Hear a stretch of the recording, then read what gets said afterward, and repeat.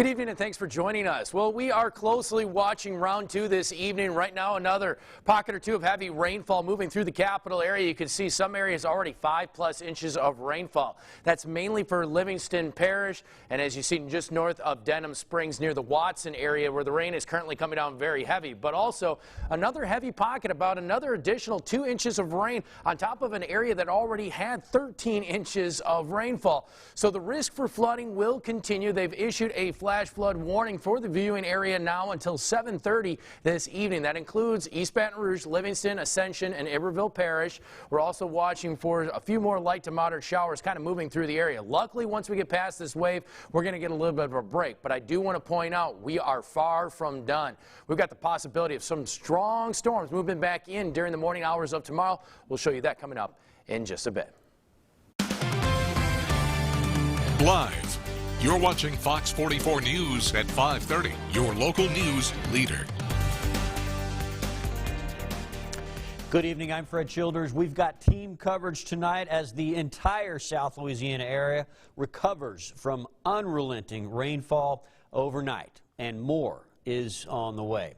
We turn first to our Rachel Riley, who is out near the Segan Road Calais apartment complex. That's where we've seen dozens of residents rescued from their homes. Rachel, what's happening out there now?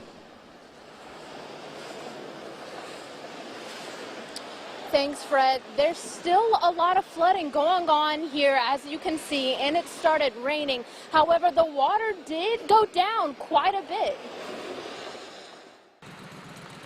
This morning and last night, families had to be rescued by boats. The water was ankle deep on the sidewalk, and that was around 9 o'clock. Then at 11 o'clock, my neighbor from downstairs said, "Have you seen? It's really flooding." And I looked outside and all the cars were flooded. One father rescuing his son who had to camp out on the second floor after 4 feet of flooding. A couple hours later, I go outside and started thinking about leaving and open my front door, and the water just starts pouring in at that point. And there was no leaving. My vehicle was already flooded. We just went load them up, and good thing I had a good canoe and lots of dry bags. Floodwaters also devastated many nearby homes after a power outage. They just kept on coming in through the bathtub, the toilet, through the walls, through the back door, and we couldn't do much of anything. I see a sense of loss, hopelessness, so I'm just at a loss for words. It's just heartbreaking. This morning they salvage what they can. A lot of people were just basically catching up from 2016's flood, and now it's like happening all over again. A lot of people are left with only the clothes on their back and no place to go. We'll keep you updated with the latest, but live from Baton Rouge, I'm Rachel Riley reporting. Back to you. All right, thanks, Rachel. Stay safe out there.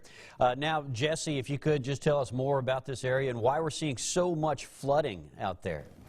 Yeah, the reason for that area, it's because of Ward's Creek, which is that little bayou. It's usually just a little stream that you cross as soon as you get to the other side heading towards I-10. That's between the Perkins area. And again, that general area, usually there isn't any water in it. It's a very large drainage ditch by that mall and over towards St. George, the Catholic school over there. Well, obviously all that water swells beyond those banks, especially when the water, because we're looking at a lot of these areas, the mall, all these drainage areas from Perkins, all of those drain into that water basin, and well, you just can't handle 13+ inches of rainfall. So again, that's why we saw the major concerns here in the capital area. All right, thank you, Jesse. Let's take a look now at some of this footage from Perkins Road area earlier today. That's just down the road from the station. Water all the way up to mailboxes, encroaching on homes and businesses there. Some people are able to pass through the area, but remember, always be careful when approaching water on the road because you just don't know. If it's too deep, go ahead and turn around. At least some lanes on I-10 East and West have reopened now. Many cars, however, are still there and need to be cleared as water stays on the roadway. Hundreds of roads remain closed throughout the region, but as the water drains, DOTD is opening back up some major routes. Stay tuned to our free BR Proud app for the latest updates. At least one man has been found dead in the aftermath of the flash flooding, and dozens of people had to abandon their cars in the roadways. Today, people are still being pulled from those cars. Tow trucks litter the city, and many others are ripping out waterlogged carpets. Fox 44's Shannon Hecht is near Bluebonnet, where the first victim was found. Shannon, what's the scene out there like now? Yeah, Fred, you can see the rain is coming down again here at Bluebonnet at the underpass just outside the Mall of Louisiana. Earlier today, there was a pile of flooded cars that had to be cleared away, and in one of those cars was the body of a Gonzales man. And as Jesse said earlier, parts of East Baton Rouge Parish saw 13 inches of rain, and many people across the area spent today cleaning up the damage. As rain poured through the night, cars became stuck in deep water or stalled out. Under the Bluebonnet underpass, several cars were towed through the morning. That is where the body of Justin Blaine Thompson of Gonzales was found. Numerous cars on Essen, South Sherwood Forest, and other streets had stalled cars blocking traffic. We saw an unprecedented number of folks who were out on the roadways during this weather event, and now we're seeing the remnant of cars that have been left behind. One home had a large tree fall on top of it, and others spent the day ripping out waterlogged carpet. The city is asking people to report the damage they have to brla.org/emergency. So it is important for people who have experienced flooding to begin self-reporting to help us to assess the needs of the parish and rapidly garner resources from our state and federal partners. Mayor Weston Broom says that the amount of rain in a short amount of time overwhelmed the drainage system.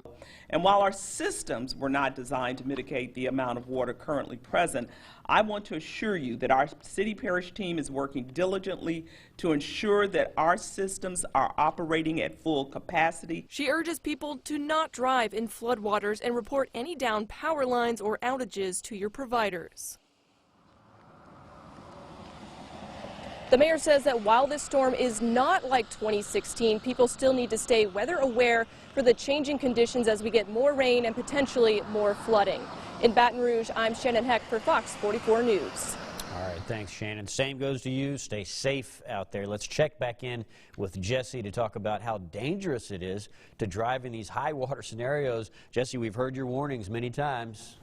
Yeah, and again, you need to heat them. That's the key, because you saw all of those vehicles that were abandoned. We had some fatalities across the area, and as you notice, again, you never know exactly how deep that water is. That is the biggest issue out there. Sometimes it may not seem that deep, but it could be a couple feet, much more than you really expect. There could be a current moving, and that could easily swipe you from your feet. It only takes 6 inches of water to knock a human down. It takes 12 inches to knock an SUV or sweep it away, and 18 inches of water that's moving to even sweep away a large vehicle. So the best thing you can do if you run into some high water or see a barricade, turn around. You don't want to have to worry about drowning.